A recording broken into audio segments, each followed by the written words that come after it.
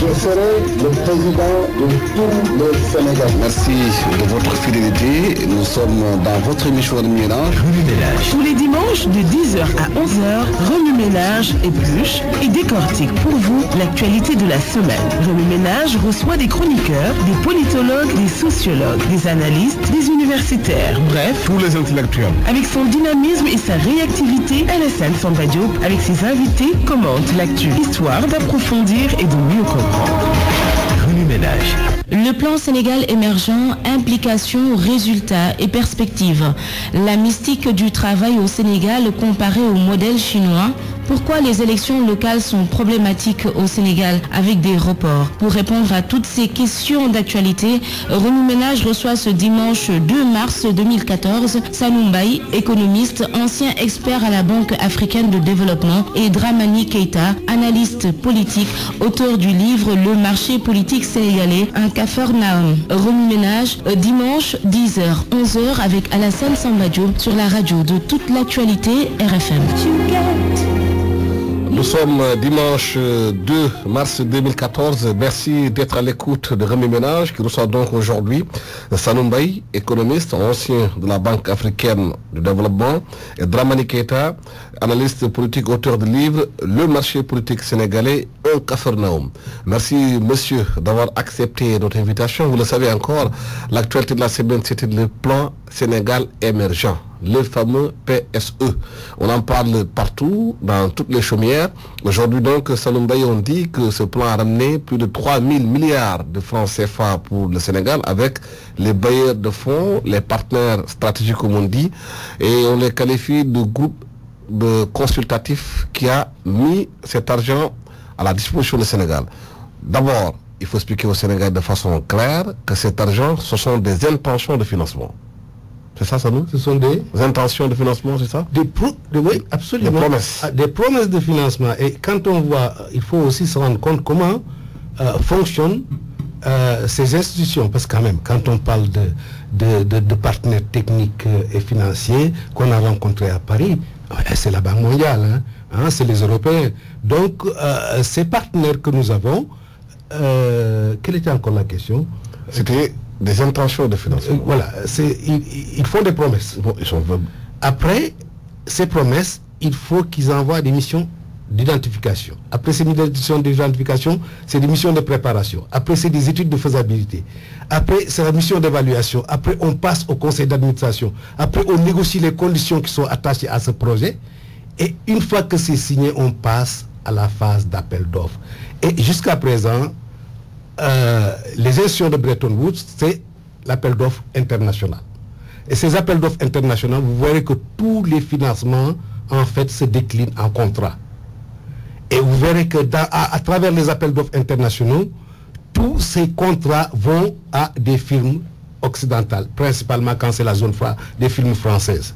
Et compte tenu des régimes de change de la stratégie monétaire en cours dans cette zone-là, ça veut dire que tous les prêts qui sont accordés, ça se décline en contrat accordés à ces gens-là, à ces firmes-là, et ces firmes-là exécutent et retournent l'argent. Donc, si on reste dans ce modèle-là, s'il n'y a pas de rupture, franchement, il n'y a pas de quoi se glorifier des intentions de financement que nous avons reçues à Paris. Ce qui n'est pas le cas des intentions de financement que nous avons reçues de la Chine. Mais ça, on en discutera. Donc, de façon claire, si les Sénégalais veulent comprendre, les promesses qui ont été faites de plus de 3 000 et quelques milliards de francs CFA apportés au Sénégal, si le Sénégal ne change pas de régime monétaire, c'est-à-dire qu'aujourd'hui, si on reste dans la zone CFA, si on prend 1 euro qu'on investit au Sénégal, c'est peut-être 2 euros qui retournent en Europe, c'est ça? Absolument. Et puis, alors, mais est-ce que c'est pas frappant? On parle d'émergence. D'émergence. Mais il faut d'abord définir ce qu'est l'émergence.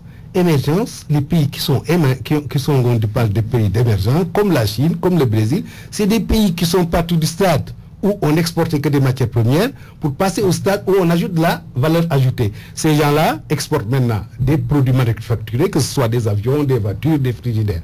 Donc nous, pour partir du stade où nous sommes, de sous-développés, pour aller au stade émergent, il nous faut adopter une stratégie d'industrialisation. Cette industrialisation, c'est quoi? C'est produire aussi bien que les autres et exporter. C'est ça pour être émergent, c'est ça qu'il faut. Donc, en définitive, ça n'a pas frappé les gens qu'en fin de compte, quand on parle des pays qui sont en train d'être émergents en Afrique, c'est-à-dire qu'on parle du Kenya, on parle de l'Éthiopie, il y a le Nigeria, il y a le Ghana, ce sont des pays comme ça, et ça ne frappe personne qu'aucun de ces pays, dans aucun de ces pays ne figure un pays de la zone franc. Au contraire, est-ce que ça ne frappe pas que les pays de la zone franc, à cause de cette politique monétaire qui fait que c'est impossible qu'ils adoptent des programmes d'industrialisation à succès, que cette impossibilité qui fait que maintenant, partout où il y a déséquilibre, pauvreté qui s'est accentué au point d'arriver à des guerres, mais c'est où? C'est pas la Centrafrique, c'était pas le Mali, c'était pas la Côte d'Ivoire, c'était pas le Niger avant. Ça ne frappe pas que les pays qui décollent, ce sont des pays qui ont rompu avec le modèle de développement, rien qu'exporter des matières premières et importer des biens manufacturés. Ce qui est comme dans l'économie du Sénégal, on importe plus qu'on exporte et ça crée un déficit structurel. Et tant qu'on n'a pas résolu ce problème de déficit structurel, parler de Sénégal émergent, franchement, ça relève du rêve. Heureusement que le Sénégal a déjà plus de 60% de ce financement. Et moi, j'ai trouvé comme une subtilité qu'avant d'aller à Paris, le président soit passé en Chine. Et après Paris, il soit allé à Doha. Parce qu'en fin de compte, qui c'est qui a permis aux pays d'Afrique subsaharienne de rompre avec le modèle imposé par les institutions de Bretton Woods, c'est-à-dire on vous garde, vous continuez à produire des matières premières et on vend nos biens manufacturés. Mais qui c'est qui a permis à cette rupture? Mais c'est la Chine. Et cette Chine-là, est-ce que vous avez vu la Chine faire des investissements productifs dans aucun pays francophone? C'est des stades, c'est des arènes, c'est des théâtres. Mais des investissements productifs, c'est-à-dire des infrastructures, des ponts, des routes, des centrales électriques, des barrages. Ce qu'ils ont fait au Kenya, ce qu'ils ont fait en Éthiopie, mais ils ne l'ont fait dans aucun pays de la zone franc parce qu'ici, c'est une chasse gardée. Sanoumbaye pose une question de fond aujourd'hui, Dramani, par rapport justement au modèle de gestion que nous avons, économique que nous avons, la dépendance que nos pays ont encore avec le modèle occidental, caché derrière les FMI et la Banque mondiale qui représentent ces pays-là dans nos pays.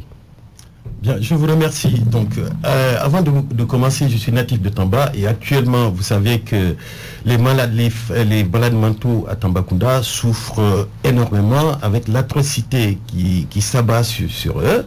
Donc, j'ai une pensée pour les familles de ces malades. Donc, pour rebondir sur la question que vous posez, effectivement, il faut une justification économique. Le projet a été présenté à Paris. Très bien. Ceux qui l'ont proposé, l'objectif c'était 1800 milliards à peu près. C'était l'objectif. On se retrouve avec plus de 3000 milliards. C'est que le projet a été bien présenté. Très bien. Et les bailleurs de fonds, toutes les institutions internationales, lorsqu'ils décident d'investir, c'est qu'ils attendent quelque chose. La difficulté, c'est ils interviennent au Sénégal, mais il y a un certain nombre de secteurs qu'il faut voir. Ces secteurs, des secteurs porteurs. M. Mbaye a parlé tout à l'heure des produits que la Chine, par exemple, interviennent beaucoup au niveau économique, d'ailleurs partout en Afrique. C'est qu'ils interviennent dans des domaines qui n'ont pas d'impact visible sur l'économie. Dans les pays francophones, il dit. Oui, c'est-à-dire que la Chine répare des stades, la Chine met en place des théâtres, met en place aujourd'hui dans l'Afrique francophone pas de pont, pas de centrale électrique comme ils le font aujourd'hui au Kenya, peut-être dans des pays qui ont leur propre monnaie. Contrairement à l'Afrique francophone dans laquelle nous sommes, où le CFA est convertible, tu mets 1 euro, c'est 2 euros que l'Europe gagne. Ah ben oui, naturellement. Mais de toute façon, ça c'est une logique. Vous savez, on a les compétences. Nous savons tous. Tout a été dit. Tout a été dit. En 3 jours, on parle, mais tout a été dit. Tout reste à faire. Il ne suffit pas d'avoir de bonnes idées.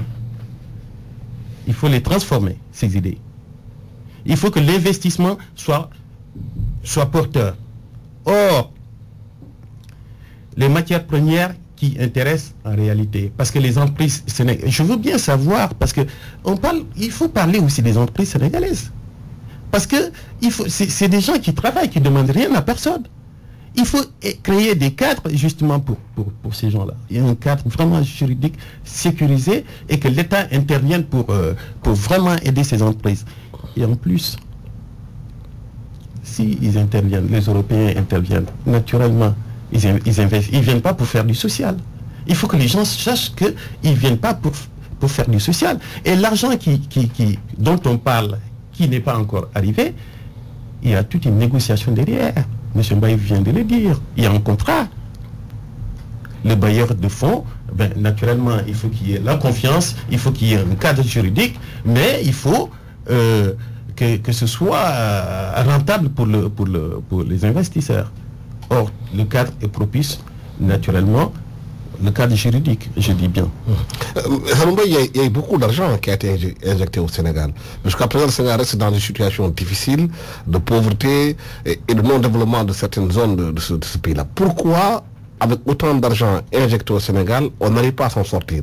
Est-ce que c'est l'incapacité des Sénégalais à mettre en place de bons projets pour le réussir? Ou bien est-ce que c'est la structure de l'économie sénégalaise qui fait qu'aujourd'hui, que ce n'est pas possible? C'est la structure. Le problème est structurel. Et puis alors, ce qu'il y a de déprimant dans cette situation-là, c'est que en fait, ça procède d'un deal dans les pays de la zone franc. Ce sont les élites qui ont fait ce deal avec la France. C'est-à-dire, c'est une économie qui est complètement basée sur l'importation. Donc, votre déficit commercial, c'est structurel. Vous ne vous en sortez pas. Vous ne pouvez pas vous en sortir. Donc, il y a deux modèles de développement. Il y a le modèle de développement que nous avons pour le moment. C'est l'aide, parce qu'en définitive, notre endettement est tel, notre déficit est tel, les institutions de Bretton Woods, en fait, exigent du Sénégal que le Sénégal n'ait recours qu'à des prêts concessionnaires. Donc, vous avez l'aide, ce modèle de développement. Vous avez l'aide, et puis il y avait un autre mode de développement qui consiste en un package, aide, commerce, investissement, transfert de technologie. Il se trouve que pour rompre, partir de l'économie qui est fondée uniquement sur l'aide complètement, les otages des Occidentaux et des Bretton Woods, et partir, rompre, tous ceux qui ont essayé de le faire dans la zone franc ont sauté. C'est-à-dire tous, que ce soit au Niger, quand ils ont essayé de trouver une alternative dans les Chinois, Tania a sauté.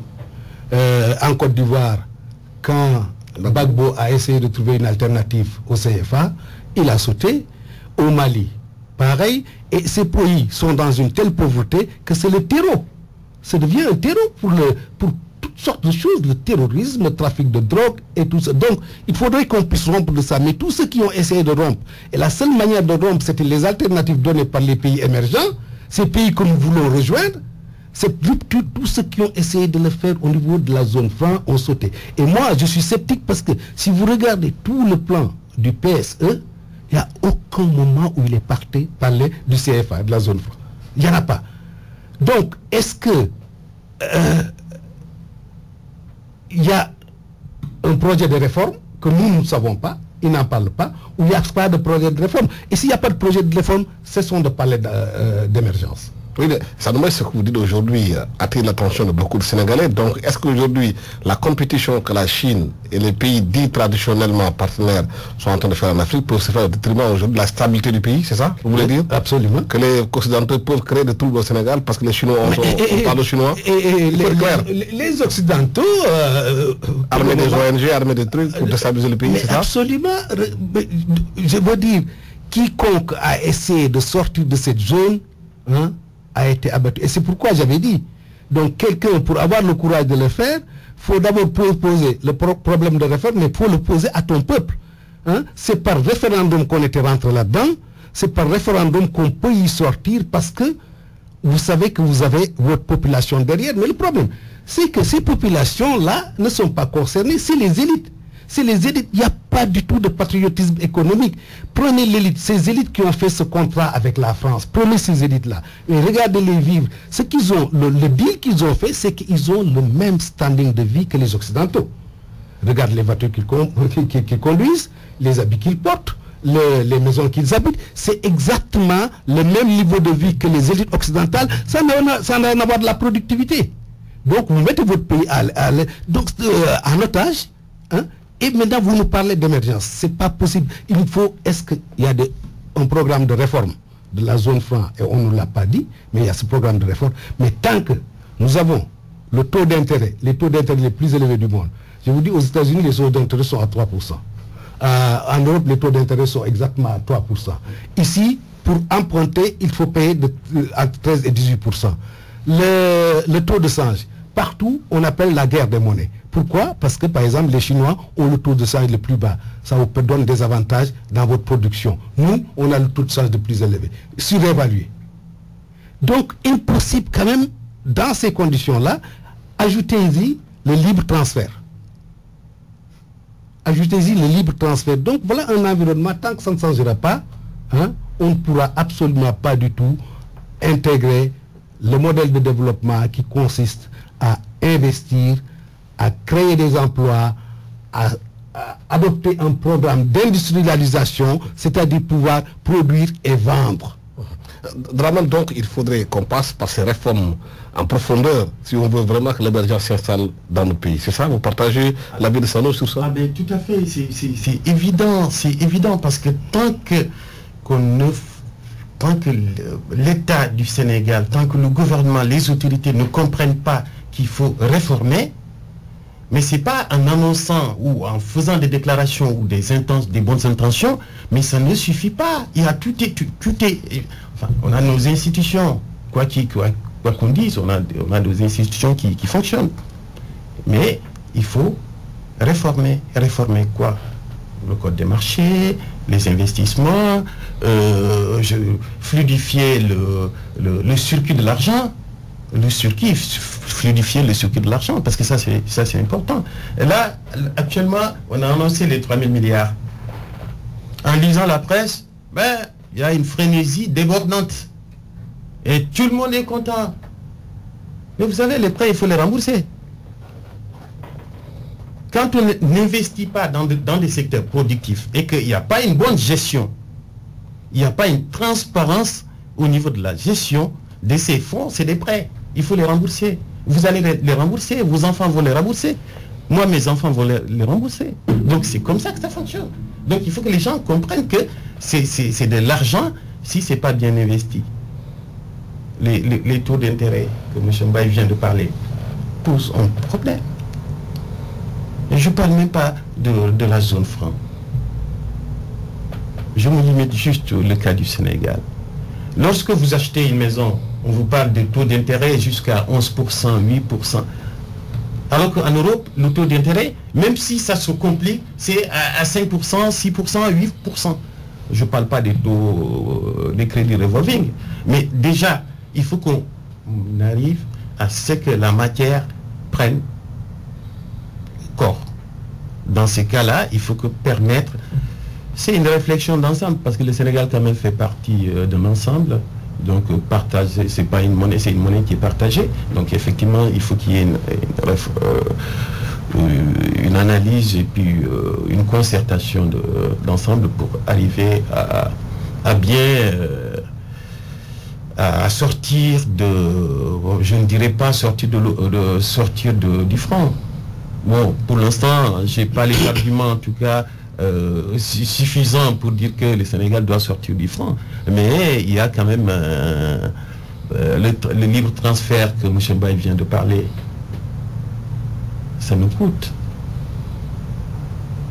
Donc les réformes, je crois que c'est nécessaire que l'État se dise,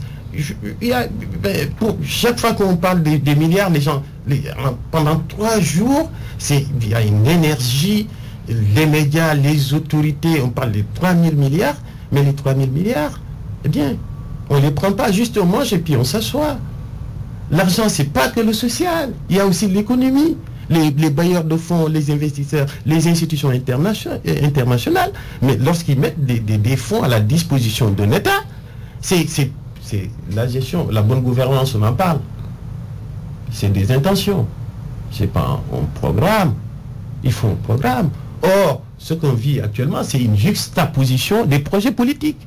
Donc il y a un ensemble de partis qui ont mis l'ensemble.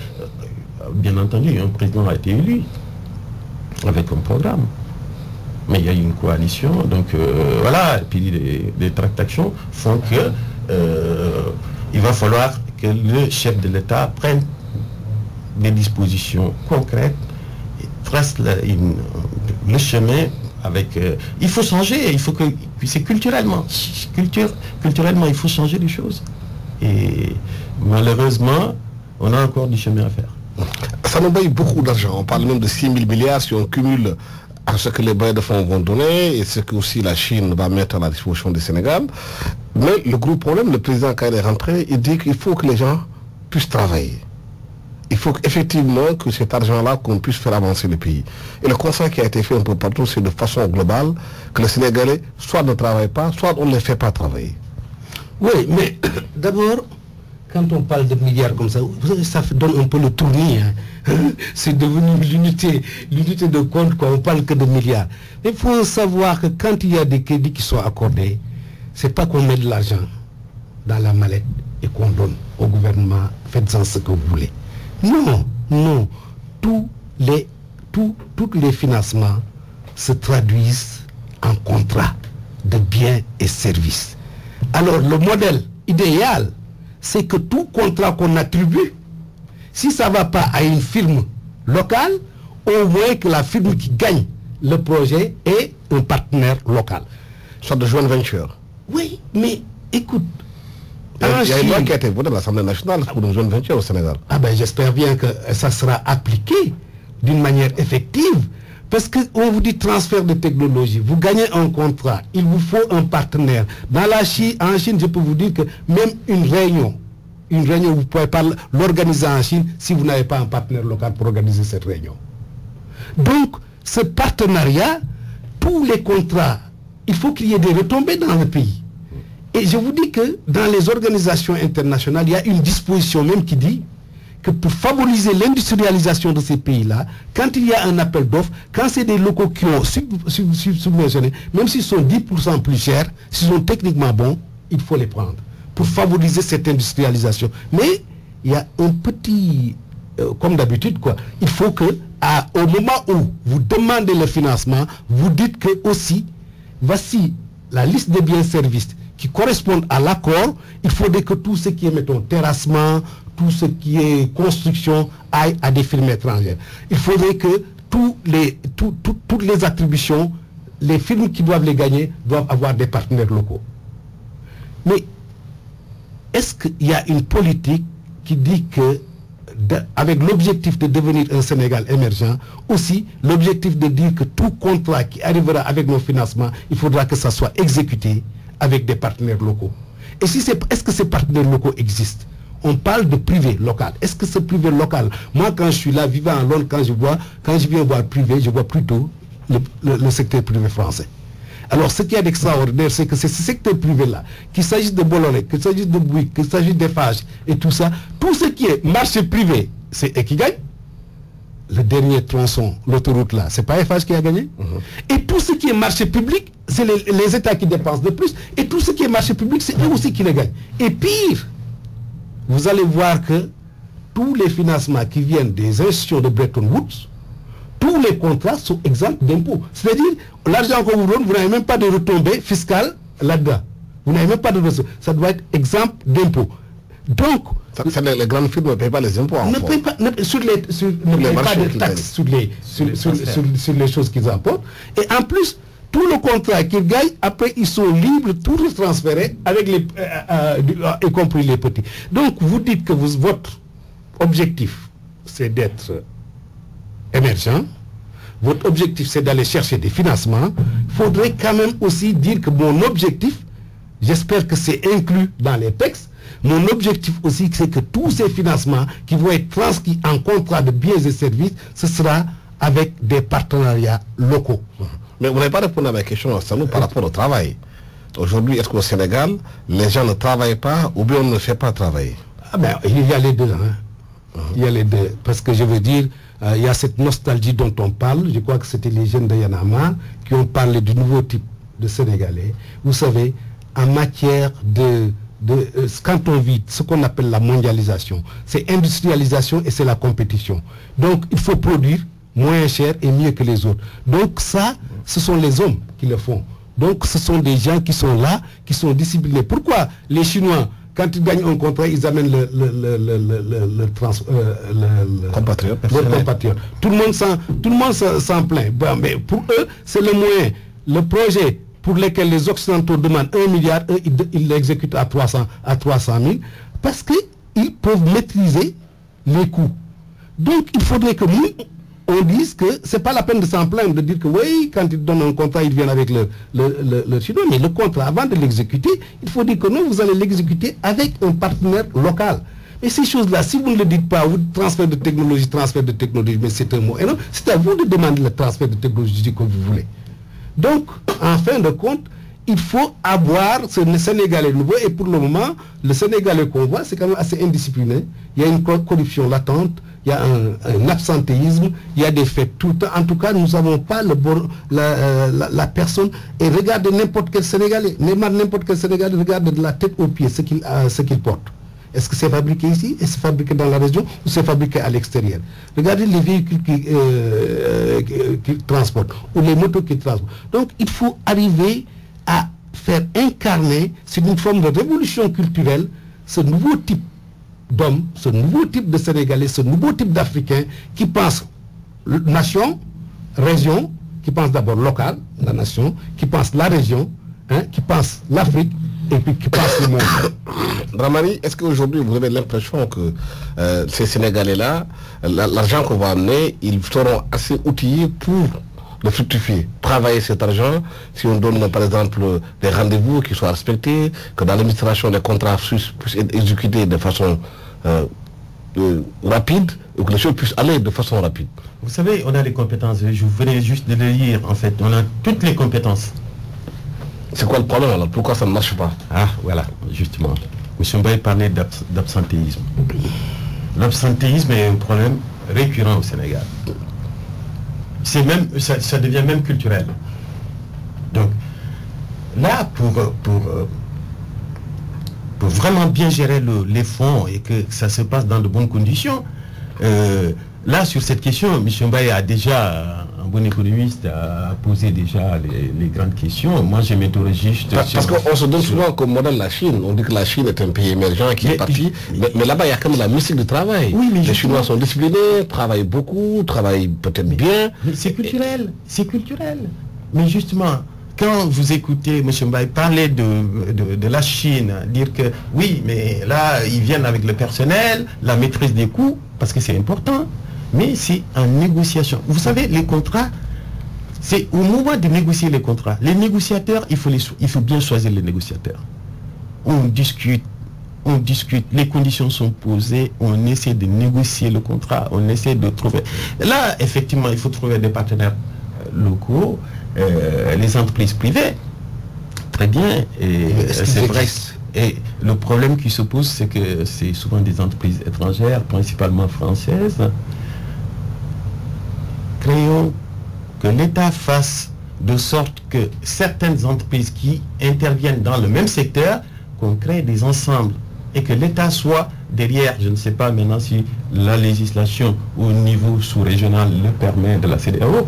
Bon, ça je ne sais pas, mais qu'on crée les conditions pour qu'il y ait des regroupements ou des rapprochements d'un certain nombre de sociétés de la place qui interviennent dans le même secteur pour que l'État, qu'on facilite aussi les crédits pour que ces entreprises se développent. Parce que les compétences, je vous assure que quand on fait un petit tour à l'université, dans les universités ou dans les institutions, dans les instituts de formation, on a des compétences. On n'a pas besoin d'aller chercher. Le problème, ce n'est pas les compétences. Oui, le problème, c'est la gestion. Est-ce que ces compétences elles-mêmes, elles travaillent justement pour que les choses changent? Mais oui, mais justement, le problème qui se pose, c'est qu'il y a l'absentéisme et puis il y a l'absence de transparence. L'absence de transparence. Et pourtant, c'est de ça qu'on parle du matin. Chaque fois qu'on regarde, on écoute les ondes, on écoute les journaux, on lit les journaux. Mais c'est la transparence, la bonne gouvernance.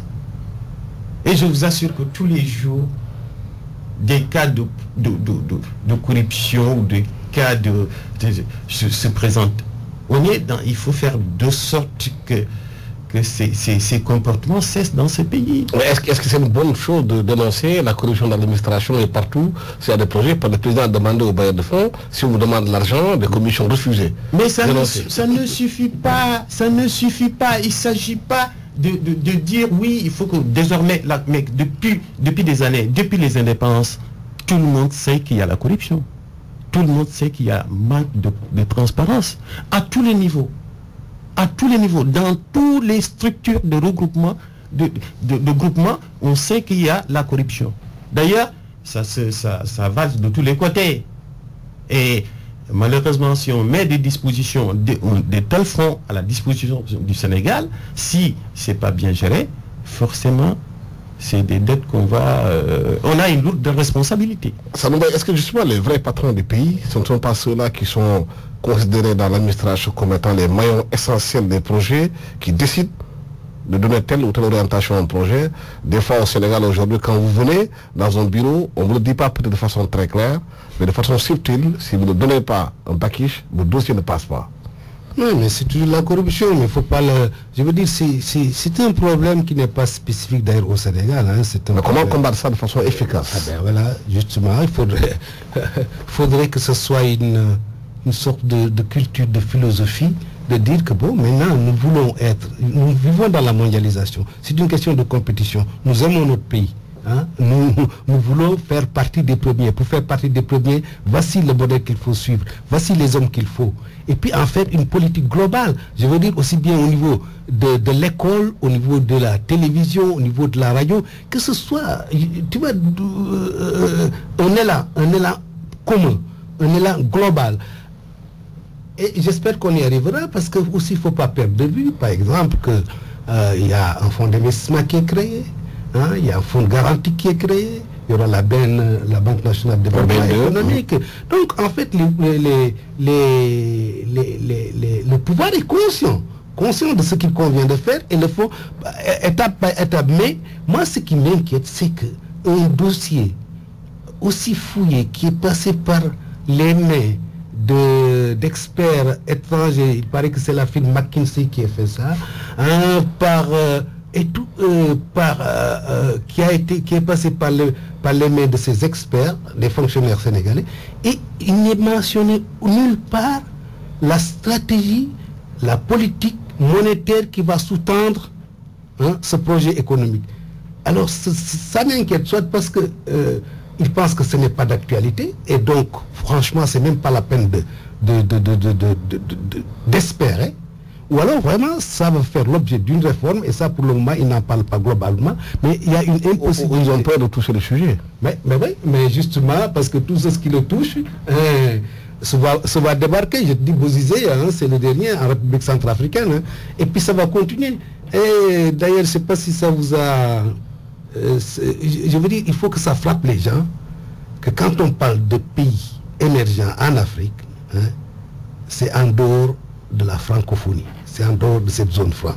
Mais il y a quand même dans ces pays, les gens qui travaillent. Il y a quand même au Kenya, quand on regarde bien, même quand les gens prennent le bus, il y a quand même un certain ordre. Ouais, ils font la queue, ils font le bus, ils s'arrêtent au feu rouge. Ouais. Mais au Sénégal, c'est du grand n'importe quoi dans ce pays. Chacun fait ce qu'il veut. Oui, mais justement, il faudrait que... et tout le monde en a marre. Chacun fait ce qu'il veut, mais tout le monde sait qu'il a besoin de discipline. C'est une aspiration. C'est ça le problème. Tout le monde on constate où est l'action. Où est l'action? C'est un programme de la même manière. C'était dans les programmes politiques. Hein, dans les programmes politiques, il faut que ce soit une donnée intégrée.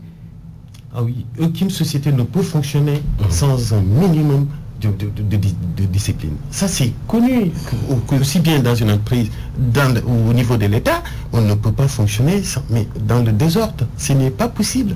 Et quand on regarde effectivement au Sénégal, déjà on a parlé d'absentéisme, et puis on a parlé des fonctionnaires fantômes ou un certain nombre de choses, mais c'est... il faut, et puis on renferme un certain nombre de valeurs culturelles et sociales parce qu'il y a quelque chose qui se passe. Si le gestionnaire, je connais les gestionnaires ou je connais les directeurs, il suffit de passer ou lui passer un coup de fil, le voir, et puis voilà, mon neveu, mon cousin en souci avec vous, bon, pour la première fois il a été absent, ou il y a eu ça, et là ça se passe facilement. Il faut qu'on arrive à changer les mentalités. On ne peut pas... Non, moi, ce qui m'inquiète, c'est que M.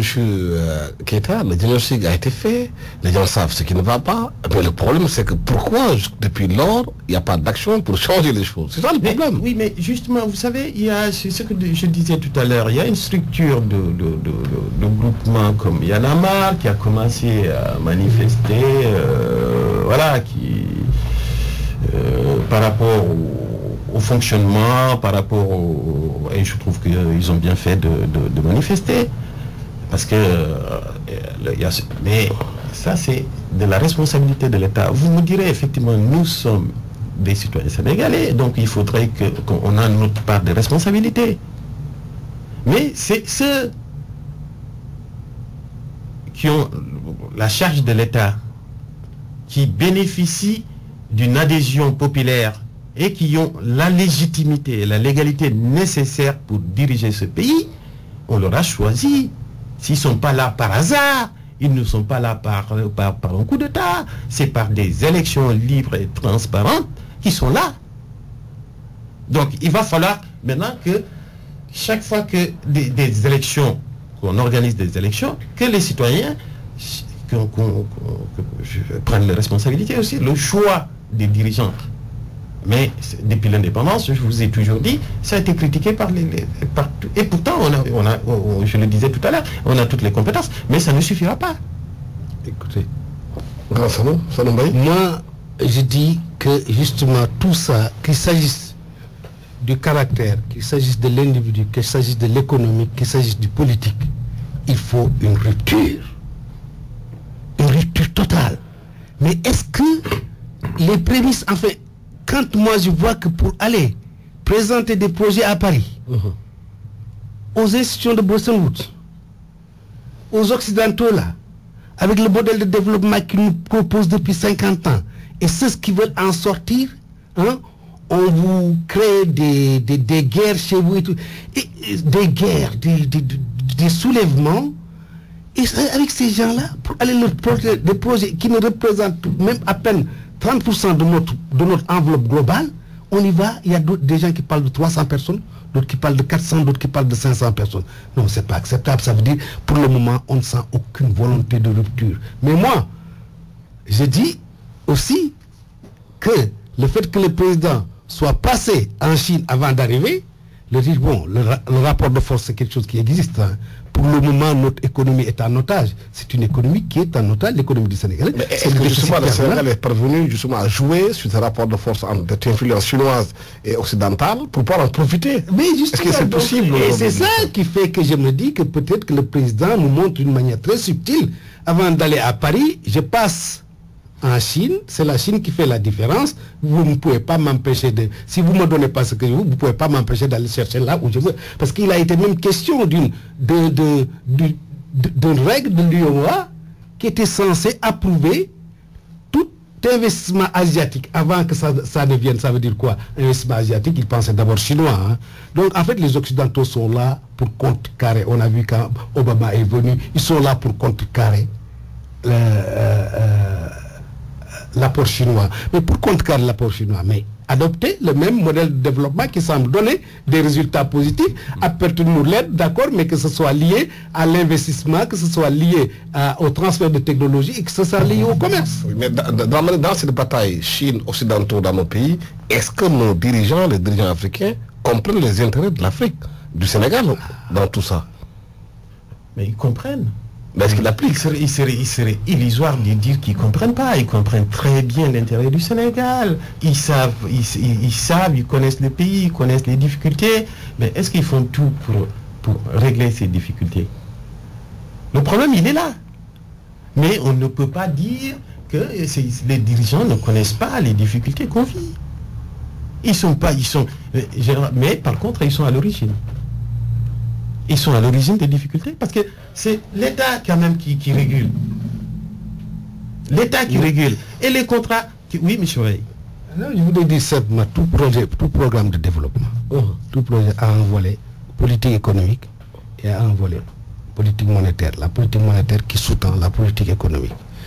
Bon, maintenant, la politique économique, on l'a montré, ce sont des projets qu'ils ont présentés, moi je parle de détail, mais la logique, hein, on ne réinvente pas la bicyclette. Hein. Vous avez de l'arachide, si vous voulez vous industrialiser, transformez ça en huile. Hein, en beurre. Sur place. Hein, vous avez du phosphate, transformez ça en engrais. Le produit que vous protégez, faites-le avec le coût de revient le plus bas pour avoir le meilleur prix. Le coût de revient, il y a les salaires, hein, mais il y a les matières premières, il y a tout. Donc, il faut tout faire pour avoir le meilleur coût de production. Mais tu ne peux pas le faire dans le cadre actuel. Donc, il faut rompre. Oui, mais M. Mbaye, je comprends, mais il faut produire OK. Pardon? Il faut de l'électricité. Oui. Il faut qu'on... Dans les projets qu'il présente, il y a des projets... Oui, mais oui, l'électricité... non, on parle de mix énergétique ici et tout. Donc, tous les projets sont là. Tout à fait. Mais seulement, il faut donner le cadre, l'environnement nécessaire, le cadre. Et ça, moi, ce qui m'inquiète, c'est qu'il n'en parle pas. Donc, j'essaie d'interpréter des signes, de dire que le président est passé en Chine avant d'aller à Paris. Et quand de Paris, il est parti à Doha. Donc, parce qu'en définitive, les financiers, maintenant, c'est les pays émergents et puis les pays du Golfe. Ouais, c'est le Qatar. Et puis, envoyer un signal, dire que, bon, écoutez, hein, nous avons encore besoin des gestions de Bretton Woods. C'est elles qui ont patronné nos économies depuis. Maintenant, avec eux, on est dans un programme d'austérité. Il ne faut pas que les gens oublient quand même que notre déficit est tel qu'ils veulent nous ramener. Donc on est en programme, on est dans un système de programme d'austérité, alors qu'aussi de notre côté, il faut investir, il faut des programmes d'expansion. Donc vraiment, tout ce qui touche au crédit, tout ce qui touche à l'investissement, il faudrait absolument, au lieu d'interpréter des signes en disant que bon, le président est passé en Chine, après il est allé à Doha, il faudrait que ces Occidentaux comprennent. Hein, il faut passer à l'action, il faut rompre. Il faut rompre avec ce système. Et ce système, tu ne peux pas rompre, tu ne fais pas des propositions. Ils ont rencontré Hollande, mais ils n'ont qu'à faire des propositions de réforme. Hein. Ils n'ont qu'à faire des propositions de réforme dans ce système, parce que les taux d'intérêt que nous appliquons, c'est pas possible que ça continue. Le taux de change que nous appliquons, c'est irréaliste. On ne peut pas avoir une monnaie. Au Sénégal, la monnaie, le CFA, s'apprécie par rapport au dollar. C'est pas possible. Tu ne peux pas faire partie des pays les plus pauvres du monde. On vous a classifié parmi les pays pauvres les plus endettés du monde, et votre monnaie est plus forte que la monnaie, le dollar. Ça, c'est pas possible. C'est un cercle vicieux. Il faut sortir de ce cercle, sinon tous les rêves que nous ferons, tous les projets que nous ferons, ça ne mènera à rien. Dramane, comment peut-on sortir aussi du cercle vicieux des élections locales ici au Sénégal? À chaque fois qu'on veut y aller, il y a souvent des reports. Qu'est-ce qui fait qu'au Sénégal, qu'on n'arrive pas, la plupart du temps, à tenir les élections locales à date échue? Mais ce principe, c'est qu'il y a un calendrier qu'il faut respecter. Il faut être républicain. Et c'est dommage que ça arrive. C'est pas la première fois. C'est arrivé. Quasiment tous les régimes ont connu le report des élections. Et puis avec les changements des régimes aussi, naturellement du gouvernement, ça pose souvent des problèmes parce qu'il y a une stratégie de conquête et de conservation du pouvoir au niveau local. Alors, tout ça font que les nouveaux essaient de prendre des précautions pour au moins contrôler un certain nombre de territoires. Alors, s'ils ne sont pas prêts, moi je dirais que si... Bon, c'est vrai que ça pose un problème au niveau des propositions qui sont faites, la réforme, et puis... la décentralisation. Voilà, l'acte 3 de la décentralisation. Donc, le projet est là. Est-ce qu'il faut appliquer certaines dispositions? Donc l'élection locale normalement était prévue pour le 16 mars, si je me trompe. Donc vous savez très bien, attendez, nous sommes le 2 mars. Là c'est au mois de juin là. Oui, ça a été reporté au mois de juin. Enfin, ça a été prévu au mois de juin. Donc mois de juin, est-ce qu'on aura encore la capacité d'organiser? Or, il faut quand même un minimum de consensus, parce que les acteurs participent à ces élections. Donc ça, c'est la règle de la démocratie. Il faut que tous les partis politiques, je ne dirais pas, parce que c'est vrai que c'est une gabégie, c'est vraiment inacceptable qu'on ait autant de partis, d'ailleurs, qui ne participent même pas aux élections. Bon, voilà, mais au moins une majorité claire, quoi, Nous sommes toujours dans la logique du marché politique, comme vous dites dans votre livre. Tout à fait, oui. Tout à fait, parce que là, si les acteurs interviennent pour la conquête du pouvoir, vous savez, déjà, si on prend le président de la République, il est arrivé, il y a eu la conquête du pouvoir, il a le pouvoir. Mais il faut conserver le pouvoir. Bon, on a un système qui fait que les mandats sont limités. Très bien, on est en démocratie. Là, déjà, ils pensent au deuxième mandat. Qu'on le dise oui ou non, ils pensent à travailler d'abord. Donc, c'est la conquête. Et la perception de ce que le gouvernement et les autorités offrent. La perception du peuple. Parce que l'offre est là. Est-ce que le débat est posé? Chaque fois que je discute avec des collègues, ils me disent oui, mais le problème c'est que là il est élu pour 7 ans. Le président de la République est élu pour 7 ans. Sauf que de par son propre chef, il souhaite que le mandat soit sur 5 ans. Mais au niveau local, il faut qu'il ait une assise. Il faut qu'il ait une assise. C'est pas le président c'est pas l'APR qui contrôle au niveau local. Donc il faut que c'est un parti majoritaire. Il faut que le parti soit bien implanté au niveau local. Sanoumbaye, pourquoi à votre avis, à chaque fois qu'on parle d'élections locales au Sénégal, on est dans des tractations politiques, des fois politiciennes, qui font qu'on est obligé des fois d'aller vers le report de ces élections, et le mois de juin semble poser problème à beaucoup de gens. Ça c'est le mois qui constitue le mois de Ramadan, la saison des pluies. Est-ce qu'objectivement les conditions ne sont pas encore en train d'être mises en place pour reporter les élections locales? Écoute, moi, Alassane, vraiment, je ne saurais pas répondre. Ce que je déplore, c'est que, compte tenu des enjeux, des paris que nous avons à relever, depuis 2 ans, on n'entend parler que d'élections locales, de traque de biens mal acquis, de réforme des institutions. C'est-à-dire vraiment, c'est des écrans de fumée. Parce que bon, on me parle d'institutions. Moi, je suis tout à fait satisfait de nos institutions. Les institutions, c'est les hommes qui les font.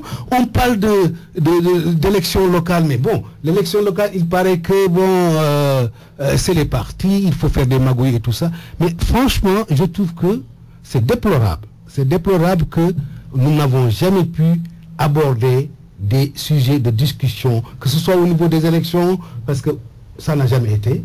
Que ce soit des élections présidentielles, que ce soit des élections législatives, on ne discute jamais des fonds. Maintenant, pourquoi les calendriers sont bouleversés, tout ça? Franchement, il faut voir les acteurs locaux. Moi, je ne peux pas répondre à cette question. Tout ce que je déplore, c'est qu'on ne parle que d'élections, on ne parle que de traque de biens mal acquis, on ne parle que de réforme des institutions, mais il faudrait qu'on parle aussi de cette zone franc, comment s'en sortir, comment mettre un modèle de développement qui peut nous sortir de là. Que le rêve d'émergence ne cesse d'être un rêve pour être une réalité. Parce que pour vous, les vraies questions ne sont pas abordées. Non. Justement, parce que c'est une stratégie, c'est peut-être un stratagème. C'est pareil que les gens de les passionner dans la lutte, de les passionner dans le sport pour détourner leur attention des faits essentiels. C'est ça, bon, donc, alors les politiques sont là pour dire que la rupture qu'on nous demande, nous, on ne peut pas, parce que de toute façon, ils y adhèrent, ou alors ils disent qu'on ne peut pas, donc, essayons de divertir, mais ou alors, franchement, ils peuvent aborder ces sujets, il est temps que nous abordions les sujets essentiels. Ça ne veut pas dire que les élections locales et tout ça ne sont pas essentielles, mais que ça ne constitue pas un écran de fumée qui empêche de parler des sujets essentiels. Et ces sujets, il y en a marre.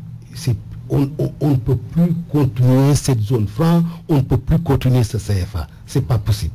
Vous partagez cet avis que les élections, c'est un cafarnaum?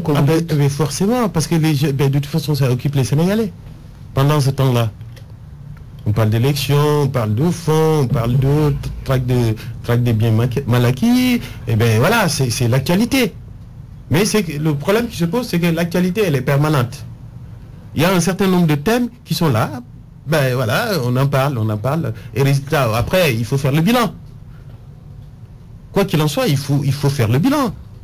Et quand, à mi-mandat, on ne peut pas juger un gouvernement à mi-mandat, donc voilà, on verra. Mais ce qui est sûr, c'est que, voilà, il y a beaucoup à faire. Voilà, merci infiniment à mes invités d'avoir été avec moi. Merci à Sanoum Mbaye, économiste ancien de la Banque africaine de développement, à Dramane Keita, qui est analyste politique, auteur du livre Le marché politique sénégalais, un capharnaüm.